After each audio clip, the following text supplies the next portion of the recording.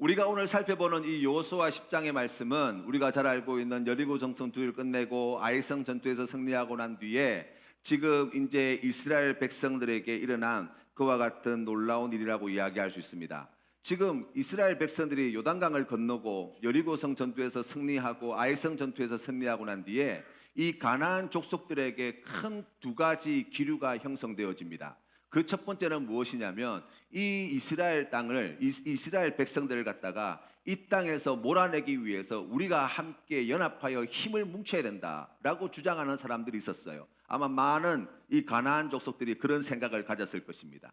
그런데 거기에 비해서 또 어떤 사람들은 아니다, 저게 너무 힘이 세어서 여기에 맞서 싸우다 우리가 다 죽게 된다. 그래서 지금이라도 우리가 한시라도 빨리 이 사람들하고 화친을 맺고 우리의 생명을 보존하는 것이 우리의 살 길이다 라고 생각하는 사람들이 있었어요. 그 대표적인 사람들이 바로 기브온 족속들입니다. 이 사람들은 지금의 예루살렘이라고 하는 도시 그 위에 한 북쪽으로 약 8마일 정도 떨어진 지역에 살고 있던 족속으로 알려져 있는데, 이 사람들은 이 이스라엘 백성들을 갖다가 속이면서까지 아주 멀리서 온 사람들이라고 자기를 소개하면서 자기의 신분을 속이면서까지 이스라엘과 화친조약을 맺으려고 애를 많이 썼지요. 그래서 마침내 화친조약을 맺게 되었습니다. 화친조약을 맺고 난 뒤에 보니까 그 정체가 드러났는데 바로 가나안 땅에 살고 있는 족속이라는 거예요.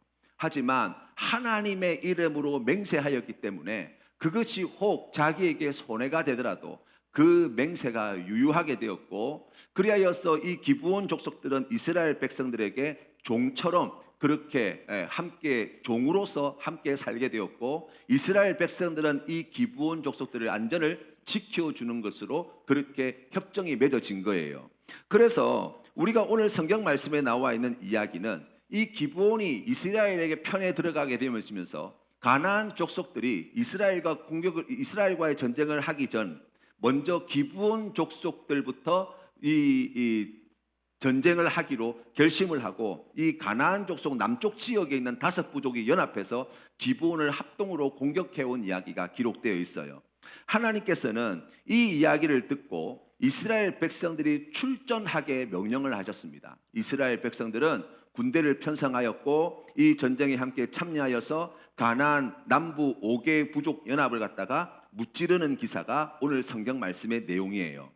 여러분, 우리가 생각해 보면 여기에서 지금 매우 중요한 두 가지 사건이 일어났다는 사실을 알 수 있습니다. 이스라엘 백성들이 가나안 남쪽 지역에 있는 5부족과의 싸움에서 승리하였습니다 라는 그 안에 들여다보면 하나님께서 이들에게 승리를 주시기 위해서 얼마나 놀라운 일을 행하셨는가를 알 수 있어요.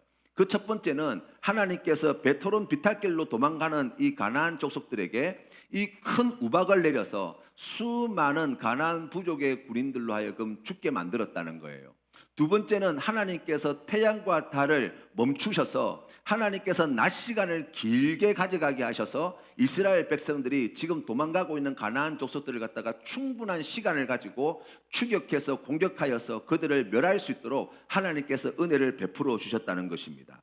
우리가 생각해 보면 사실은 이와 같은 전쟁의 이야기, 지금 가나안 땅에 들어와서 여리고성 전투의 이야기, 아이성 전투의 이야기, 지금 이제 기브온 족속들과 함께 지금 가나안 남쪽 지역 5부족의 전쟁의 이야기를 가만히 살펴보면 공통되어지는 한 가지 사실을 우리에게 계속해서 말씀해 주는데, 하나님께서 이 모든 전쟁의 주도자가 되시고 하나님께서 이 전쟁의 승리를 주시는 분이시라는 사실이에요. 그래서 이 모든 싸움은 지금 다 하나님의 전쟁이다 라고 지금 말씀하고 있는 거예요. 그래서 하나님께서 이와 같은 능력을 행하셨다라고 이야기할 수 있어요.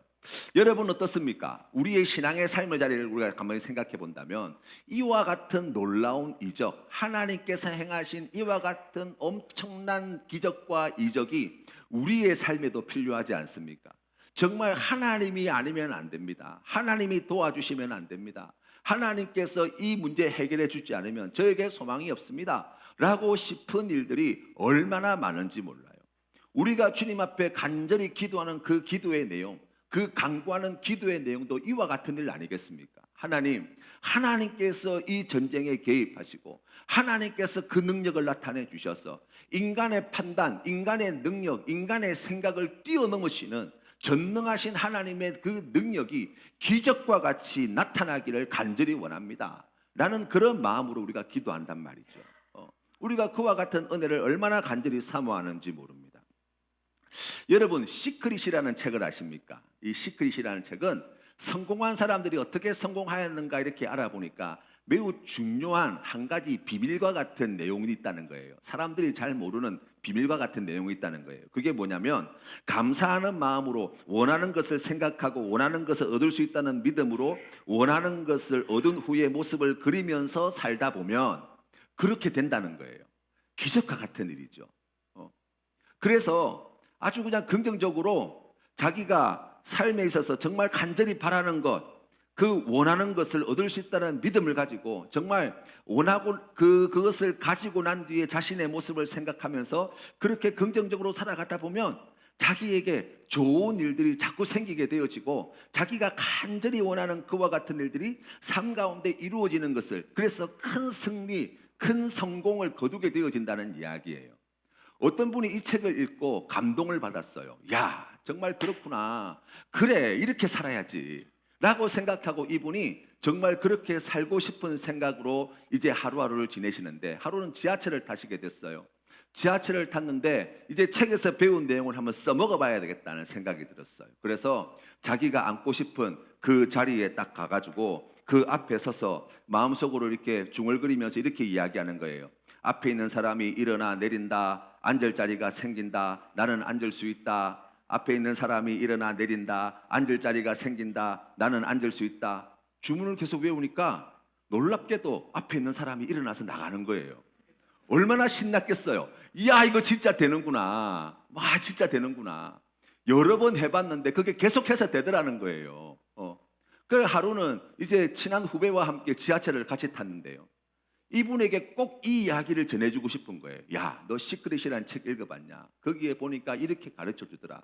내가 그렇게 진짜 실천하고 살아가고 있는데 정말 그래 되더라.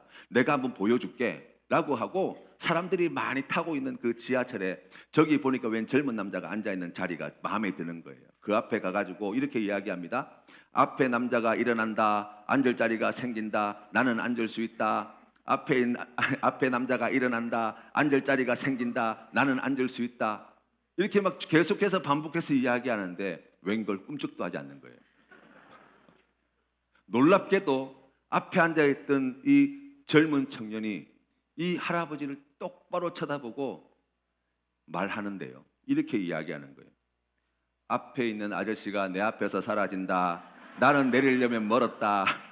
나는 내릴 때까지 앉아서 쭉 갈 것이다. 앞에 있는 아저씨가 사라진다. 나는 내리려면 멀었다. 나는 내릴 때까지 쭉 앉아서 갈 것이다.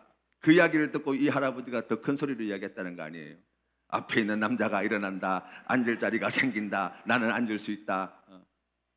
내릴 때까지 그렇게 주문을 외우다가 목적지에 도착했다는 슬픈 이야기예요. 정말 우리가 간절히 바라면, 정말 우리가 마음에 그와 같은 것들이 이루어진 줄로 믿고 그런 생각을 가지고 살아가면 정말 그런 기적이 일어나고 그런 놀라운 일들이 우리의 삶에 펼쳐지게 되어지는가? 여러분 어떻습니까? 우리의 간절함이 부족해서 기적이 일어나지 않는 것입니까? 우리의 정성이 부족해서 그런 놀라운 일들이 우리의 삶 가운데 일어나지 않는 거냐고요. 여러분 오늘 성경 말씀에 나와 있는 이 기적을 잘 보세요. 무엇이 기적인가를 여러분 조금 아셔야 돼요. 그 첫 번째는요, 자연 안에서 일어나는 기적이 있어요. 자연의 법칙 안에서 일어나는 기적 말이죠. 우박이 내렸어요. 베트론 비탈길로 내려가는 군인들이 그 떨어지는 우박에 맞아 죽게 되었다는 거예요. 우리가 조금 더 다르게 생각해 보면 우박은 언제나 내릴 수 있어요. 그렇죠? 지금도 내리고 있어요. 또 그때 당시 가나안 땅에 뭐 이게 늘상은 아니었겠지만 기후 조건이 맞아서 그래서 우박이 간혹 떨어지기도 했을 거라고요. 이거는 새로운 일이 아니에요.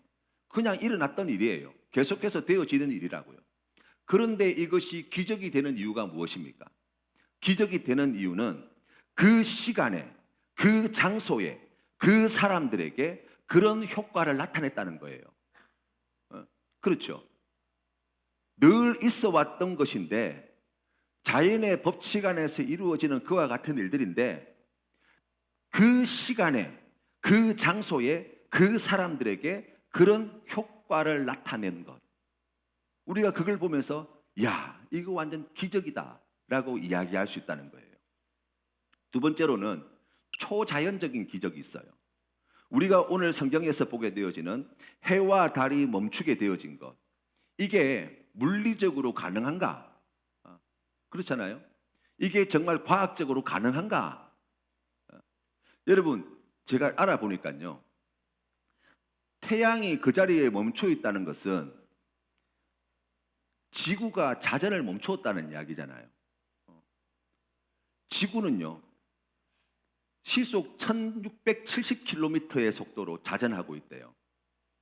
물리적으로 관성의 법칙에 따라서 시속 1670km의 속도로 돌고 있는 지구가 갑자기 멈추게 되면요, 사람이 제자리에서 1670km의 속도로 날아가는 것 같은 효과를 보게 될 거예요. 건물이라고 멀쩡하겠냐고요. 그러니까 자연 법칙이라고 하는 이 울타리 안에서는 이와 같은 일들이 일어날 수도 없고, 그리고 또 이와 같은 일들이 이런 모양으로 나타날 수도 없어요. 이거는 초자연적인 현상이에요. 그런데 하나님께서 그와 같은 놀라운 일을 행하셨다는 것입니다. 결국 이 두 가지 기적을 통해서 성경이 말씀하고 있는 바가 무엇입니까? 하나님께서 이스라엘 백성들에게 승리를 주시기 위해서 이와 같은 놀라운 일들을 행하셨다라는 메시지를 우리에게 줍니다. 그러면 여러분, 우리가 이걸 좀 짚어봐야 돼요. 그럼 어떻게 이런 기적이 일어나게 되었나? 어떻게 하나님께서 그런 일을 행하시게 되었나라는 거예요. 우리가 오늘 읽은 본문 말씀 앞쪽에 보시면 8절 말씀에 이렇게 나와 있습니다. 그때 여호와께서 여호수아에게 이르시되 그들을 두려워하지 말라. 내가 그들을 내 손에 넘겨주었으니 그들 중에서 한 사람도 너를 당할 자 없으리라 하신지라. 여호수아가 길갈에서 밤새도록 올라가 갑자기 그들에게 이르니 여호와께서 그들을 이스라엘 앞에서 패하게 하심으로 여호수아가 그들을 기브온에서 크게 살육하고 베트론에 올라가는 비탈에서 추격하여 아세가와 막게다까지 이르니라 라고 말씀하고 있어요. 이걸 간단하게 정리하면 이렇게 이야기할 수 있습니다. 하나님이 말씀하시고 여호수아와 이스라엘의 백성들이 그 말씀에 순종하였더니 하나님께서 행하시는 이와 같은 놀라운 기적을 경험하게 되었다라는 이야기예요. 성경은요, 기적의 책이에요.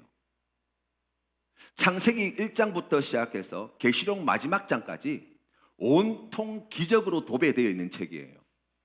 만약 여러분이 성경에서 기적에 해당되어지는 부분을 빼고 야, 이런 비과학적이고 합리적이지 않고 이성적이지 않은 이런 이야기들을 우리가 믿을 수 없어, 그렇게 생각하고 기적을 성경에서 다 빼버리면 껍데기밖에 안 남을 거예요.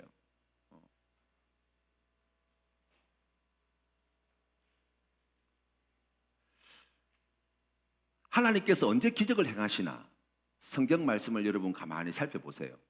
그러면 몇 가지 중요한 단초들을 볼 수 있습니다. 그 첫 번째가 하나님 앞에 순종할 때, 그리고 하나님 앞에 순종하기 위하여 간구할 때, 이 두 가지예요. 성경에 나와 있는 수많은 기적들, 그 수많은 기적들 가운데 대부분이 하나님의 말씀에 순종하려고 할 때, 하나님의 말씀에 순종하기 위하여 간구할 때, 기도할 때 하나님께서 그와 같은 놀라운 능력을 나타내 보여주신다라고 말씀하고 있다고요. 우리 하나님께서 행하시는 기적의 목적은 그 현상에 그치지 않습니다. 예를 들면 바다를 갈라서 이스라엘 백성들로 하여금 마른 땅에 건너가게 하신 홍해 사건을 기억해 보십시오. 하나님께서 그 사건을 나타내신 이유는 이스라엘 백성들로 하여금 그 갈라진 바다 사이로 건너가게 하는 목적, 거기에 끝나 있는 게 아니에요. 그 놀라운 이적을 통해서 하나님께서 말씀하시고자 하시는 것은 이 일을 행하시는 하나님이 누구신가를 가르쳐 주시는 거예요. 예수님께서 신약 성경의 말씀에 마태복음, 마가복음, 누가복음, 요한복음의 말씀에 보시면 많은 이적들을 행하십니다. 병자도 고치고 귀신도 쫓아내고 죽었던 사람도 살리고 무리도 걸어가시고 다 하세요. 그런데 그와 같은 일을 행하신 것은 내가 병자를 고칠 수 있다, 내가 무리로 걸어갈 수 있다, 내가 보리떡 5개에 물고기 2마리로 5,000명을 먹일 수 있다가 아니에요. 그 일을 행하신 목적은 무엇입니까? 예수님이 메시아라는 사실을 가르쳐 주시기 위함이에요. 예수님이 하나님의 아들이심을 말씀해 주시기 위함이에요. 예수 그리스도께서 이 세상의 이 우주 만물의 왕이 되시고 세상을 심판하실 심판주가 되신다는 것을 말씀해 주시기 위함이라고요. 우리가 이적 기사를 보게 되어질 때 하나님께서 이런 놀라운 일을 행하셨구나, 그 현상에 머물러 있는 것이 아니라 그보다 깊이 있는 하나님의 그 의도, 이 일을 행하신 하나님이 어떤 분이신가, 이 일을 행하신 예수 그리스도가 어떤 분이신가, 우리가 그 지점을 결코 놓치지 말아야 할 줄로 믿습니다. 그런데 여러분, 기적을 보면 모든 사람들이 다 아니 그거 하나님이 행하셨다라고 이야기하면 안 믿을 사람이 어디 있습니까, 목사님? 그죠? 예수님이 그렇게 병자를 고치고 막 이렇게 하시면, 그런 일들이 지금도 막 실제로 일어나면 다들 거기에 누가 이거 가짜라고 누가 이야기할 것이며 그 일을 행하신 하나님을 안 믿을 사람이 어디 있습니까? 라고 이야기하지만 아니에요. 성경 말씀을 보세요. 예수님께서 기적을 행하시는 자리에 있던 모든 사람들이 예수님을 믿지 않았어요. 대표적인 케이스가 바리새인과 서기관 같은 사람들 아닙니까? 안식일에 병자를 고치는데 병자를 고치시는 예수님이 하나님의 아들이시라는 생각을 하지 못해요. 율법의 말씀을 어겼다는 거예요. 그래서 돌로 쳐 죽여야 된다는 거예요. 십자가에 못 박아 죽여야 된다는 거예요. 구약 성경에서는 바로왕이 바로 그와 같은 인물 아닙니까? 이 바로왕이야말로 누구보다도 가깝게 하나님의 능력을 경험했어요. 그렇죠? 10가지 재앙이 애굽 땅에 내렸다고요. 그걸 자기 두 눈으로 다 봤어요. 다 경험했어요. 그럼에도 불구하고 하나님을 경외하는 마음이 없었어요. 하나님이 어떤 분이신지 깨닫지 못했어요. 그러니 여러분, 하나님께서 그와 같은 놀라운 일을 행하신다고 하여서 다 하나님을 믿는 게 아니라고요. 누가 믿습니까? 하나님께서 택하신 백성이 믿는 거예요.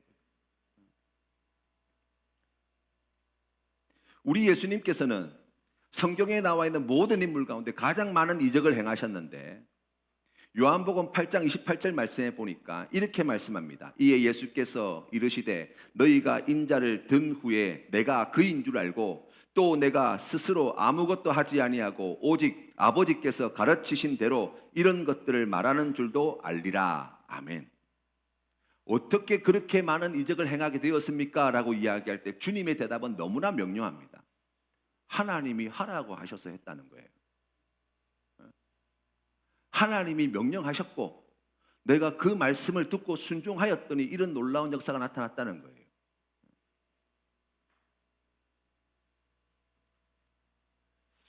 여러분, 인류의 역사 가운데 가장 놀라운 기적, 가장 위대한 기적이 무엇이냐?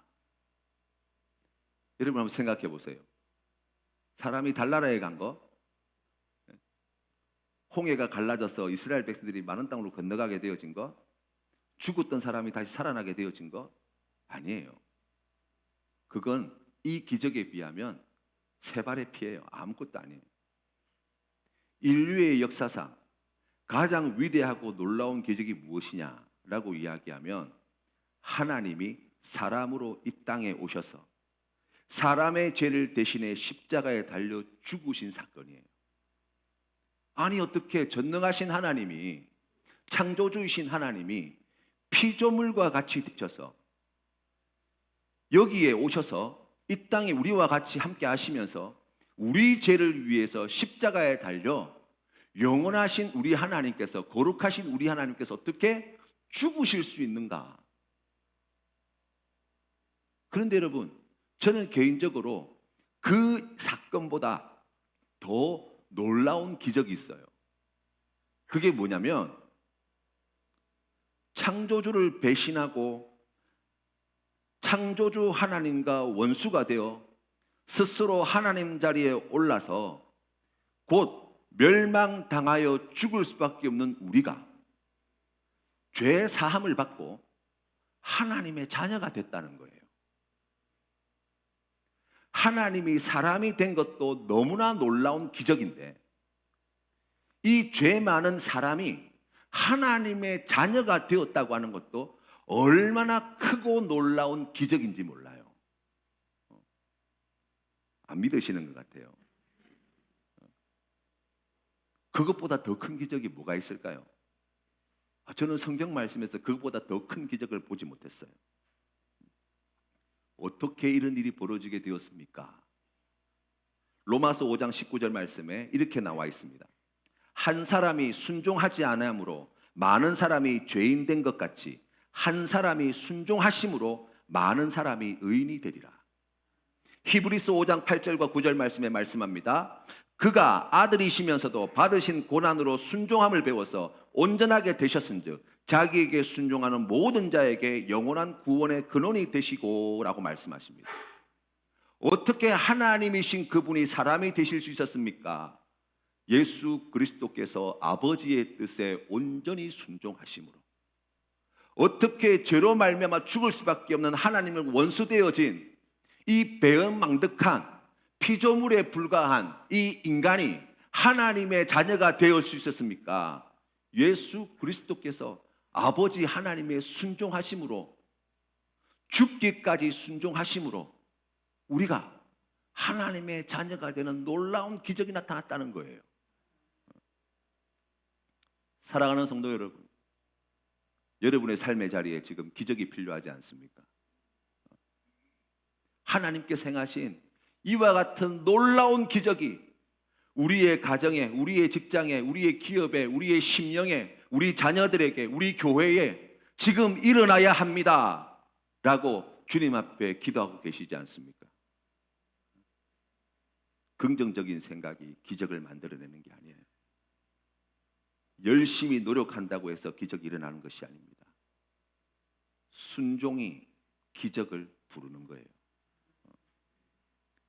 하나님이 우리에게 주신 것 1,000원짜리 하나라도, 하나님이 우리에게 주신 24시간 시간 가운데 단 30분의 시간이라도 우리가 가지고 있는 힘과 건강과 지식과 우리가 내뱉는 말 가운데 단 한마디 말이라도 우리의 손길 하나, 우리의 눈빛 한 자락이라도 우리가 하나님의 뜻에 순종하는데 귀하게 사용하게 되어질 때 거기에서 하나님의 능력이 하나님께서 행하시는 놀라운 기적을 반드시 보게 될 것입니다.